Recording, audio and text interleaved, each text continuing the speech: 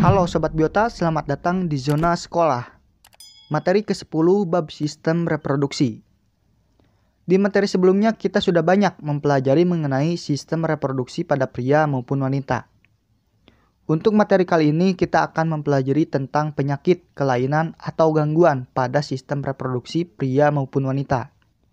Di dalam sistem reproduksi pria dan wanita terkadang ada yang mengalami masalah. Mulai dari yang ringan sampai yang bahaya. Bahkan ada yang menyebabkan tidak bisanya membuat keturunan. Berikut saya akan paparkan beberapa gangguan yang terdapat pada sistem reproduksi. Kita mulai dari gangguan yang terdapat pada sistem reproduksi pria ya. Yang pertama adalah epididymitis. Ini merupakan peradangan pada epididymis atau saluran yang berfungsi sebagai tempat penyimpanan sementara dan penyaluran sel sperma.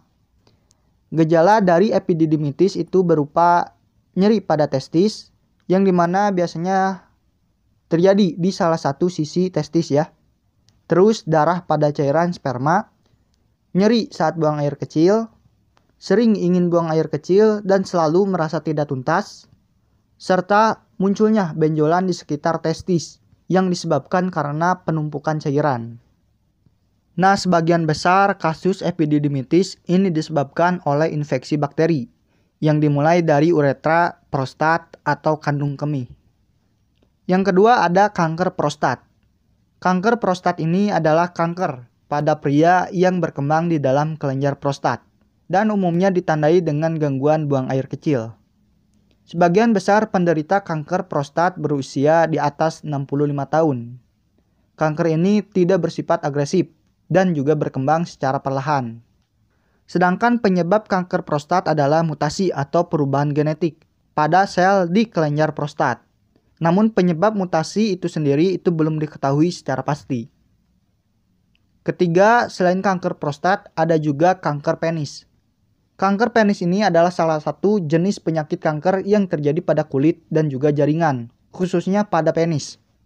Kondisi ini terjadi ketika sel-sel yang terdapat pada penis itu berkembang secara tidak normal atau tidak terkendali.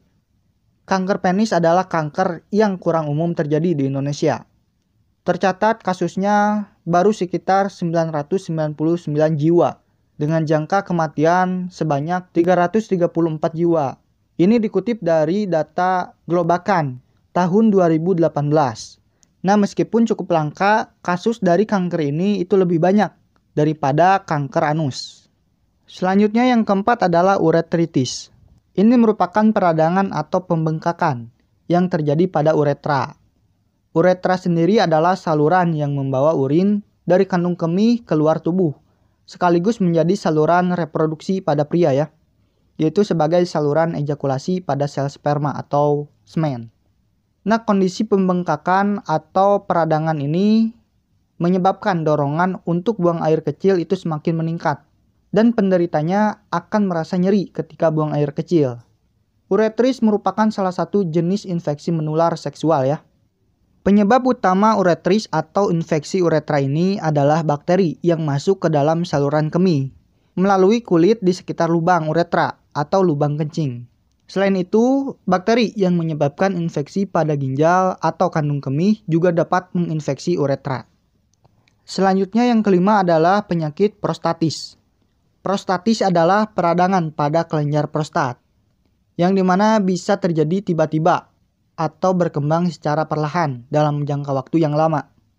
Nah, prostatis ini biasanya ditandai dengan nyeri dan juga kesulitan buang air kecil. Kelenjar prostat sendiri adalah organ pada sistem reproduksi pria, yang dimana berperan dalam proses produksi sel sperma. Jika kelenjar prostat bengkak atau meradang akan timbul nyeri pada panggul dan nyeri saat buang air kecil atau ejakulasi. Nah, jadi itu ya beberapa contoh gangguan pada sistem reproduksi pada pria. Selanjutnya adalah gangguan pada sistem reproduksi wanita. Yang pertama adalah dysmenore. Dysmenore merupakan istilah yang digunakan untuk menggambarkan keluhan kram yang menyakitkan dan umumnya muncul saat sedang haid atau menstruasi. Dysmenore ini merupakan salah satu masalah terkait haid yang paling umum dikeluhkan. Nah, salah satu tips supaya bisa mengurangi rasa nyeri di saat dysmenorrhea yaitu dengan cara olahraga teratur minimal 1 minggu sekali sob. Yang kedua adalah amenorrhea. Ini merupakan kondisi tidak terjadinya menstruasi atau tidak haid. Kondisi ini bisa terbagi menjadi 2 jenis, yaitu amenorrhea primer dan juga sekunder. Perlu diketahui nih bahwa normalnya sebelum memasuki masa pubertas, saat hamil, saat menyusui, atau ketika memasuki fase menopause, wanita itu tidak akan mengalami menstruasi. Tetapi jika di luar kondisi dan fase tersebut, jika seseorang tidak kunjung mengalami menstruasi pertama atau tidak mengalami menstruasi kembali, ini diperlukan pemeriksaan menyeluruh untuk memastikan penyebab dan faktor pemicunya. Nah, penyakit amenorrhea ini perlu mendapatkan penanganan karena bisa menjadi tanda dari penyakit yang serius, salah satunya tumor pada kelenjar pituitari. Ketiga, endometriosis. Ini merupakan kondisi ketika jaringan yang membentuk lapisan di dinding rahim tumbuh di luar rahim. Nah, jadi khususnya untuk jaringan endometrium ya, itu pada umumnya atau normalnya endometrium itu tumbuh di dalam rahim atau uterus. Tetapi pada kasus ini jaringan endometrium itu dapat tumbuh di indung telur, usus, tuba falopi, vagina ataupun di rektum, yaitu bagian akhir usus yang terhubung ke anus. Nah, sudah kita pelajari di materi sebelumnya.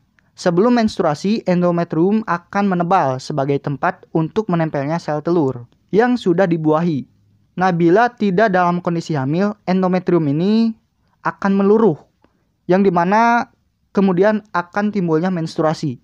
Nah, untuk kasus endometrium yang tumbuh di luar jaringan rahim, ini juga akan ikut menebal, tetapi tidak akan dapat meluruh, dan juga tidak dapat dikeluarkan oleh tubuh. Nah, kondisi tersebut dapat menimbulkan keluhan, nyeri, bahkan dapat menyebabkan kemandulan atau infertilitas pada wanita. Selanjutnya yang keempat adalah kanker serviks. Ini adalah kanker yang tumbuh pada sel-sel dinding rahim. Umumnya kanker serviks ini tidak menunjukkan gejala tahap awal ya. Gejala itu baru muncul saat kanker sudah mulai menyebar. Nah, di dalam banyak kasus kanker serviks ini terikat dengan infeksi menular seksual. Kanker serviks ini adalah salah satu jenis kanker yang paling mematikan pada wanita selain dari kanker payudara. Berdasarkan penelitian yang dirilis oleh WHO pada tahun 2014, lebih dari 92.000 kasus kematian pada wanita di Indonesia ini disebabkan oleh penyakit kanker. Dan dari jumlah tersebut, 10% terjadi karena kanker serviks. Nah, selanjutnya yang kelima adalah kehamilan ektopik. Kehamilan ektopik ini adalah hamil di luar kandungan atau di luar rahim. Nah, sudah kita ketahui bahwa kehamilan itu berawal dari sel telur yang dibuahi oleh sel sperma. Pada proses kehamilan normal, sel telur yang telah dibuahi akan menetap di tuba falopi selama kurang lebih dari 3 hari. Yang dimana pada akhirnya akan dilepaskan ke dalam rahim. Nah, di dalam rahim sel telur yang telah dibuahi akan terus berkembang hingga masa persalinan tiba. Tetapi untuk kasus ini, pada kehamilan ektopik, sel telurnya yang telah dibuahi itu tidak menempel pada rahim, melainkan pada organ lain. Nah, tuba falopi adalah organ yang paling sering ditempeli sel telur pada kehamilan ektopik ini. Selain tuba falopi, kehamilan ektopik juga bisa terjadi di indung telur atau pada leher rahim.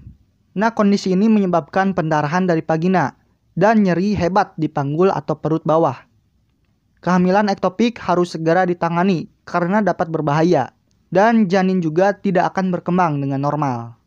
Meskipun belum diketahui secara pasti apa penyebab dari kehamilan ektopik, namun kondisi ini seringkali dikaitkan dengan kerusakan pada tuba falopi, yaitu saluran yang menghubungkan ovarium dan rahim.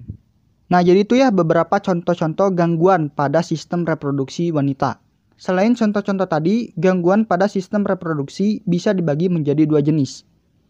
Tapi sebelum itu, for your information sob, channel ini memiliki bab konten di antaranya zona sekolah, zona binatang, zona akuatik, zona tumbuhan, zona biobisnis, zona peliharaan, zona biotraveling. Channel ini dalam tahap pengembangan, maka akan sangat berharga bagi kami jika Sobat Biota semua membantu channel ini untuk berkembang, minimal dengan cara mensubscribe channel ini. Jadi, please for subscribe now. yaitu penyakit menular seksual dan juga penyakit seksual tidak menular. Untuk penyakit menular seksual adalah penyakit yang disebabkan dari hubungan seksual. Contohnya yang pertama adalah kencing nanah atau gonore. Ini merupakan salah satu penyakit menular seksual. Pada pria, gonore akan menimbulkan gejala berupa keluarnya nanah dari penis. Selain itu, penderita gonore akan merasakan perih saat buang air kecil.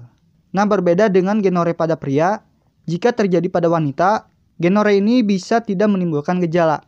Nah, penyakit gonore dapat disembuhkan dalam beberapa hari jika diberikan pengobatan yang tepat dan juga segera. Penyebab gonora ini adalah infeksi dari bakteri Neisseria gonorrhoeae. Bakteri ini paling sering menular melalui hubungan intim. Nah, seseorang lebih mudah terkena gonore apabila sering bergonta-ganti pasangan seks atau bekerja sebagai pekerja seks. Terus selanjutnya contoh yang kedua adalah raja singa atau sifilis.